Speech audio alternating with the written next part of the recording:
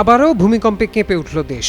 শুক্রবার দুপুরে রাজধানী সহ দেশের বিভিন্ন স্থানে অনুভূত হয়েছে ভূমিকম্প, যার উৎপত্তিস্থল সাতক্ষীরার আশাশুনি উপজেলা বলে জানিয়েছে আবহাওয়া অধিদপ্তর। দুপুর 1:52 এই ভূমিকম্প অনুভূত হয়। কয়েক সেকেন্ড ধরে স্থায়ী হয় কম্পন। ঢাকার আগারগাঁওয়ের আবহাওয়া অধিদপ্তর থেকে উৎপত্তিস্থলের দূরত্ব 188 কিলোমিটার বলে জানা গেছে।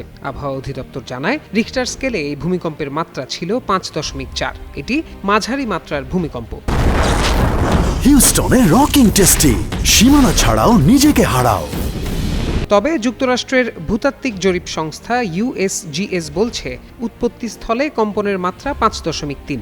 আর ঢাকা বিশ্ববিদ্যালয়ের ভূতত্ত্ব বিভাগের সাবেক অধ্যাপক হুমায়ুন আখতার জানান, পরপর 2 দফা এই ভূমিকম্প অনুভূত হয়। এদিকে ভূমিকম্পে কেঁপে ওঠে উৎপত্তিস্থল সাতক্ষীরা। এ সময় অনেকে আতঙ্কিত হয়ে পড়েন। এছাড়া পশ্চিমবঙ্গের কলকাতা সহ অন্যান্য জেলায়ও কম্পন অনুভূত হয়েছে বলে জানিয়েছে ভারতীয় গণমাধ্যমগুলো। সেখানে রিখটার স্কেলে কম্পনের মাত্রা ছিল 5।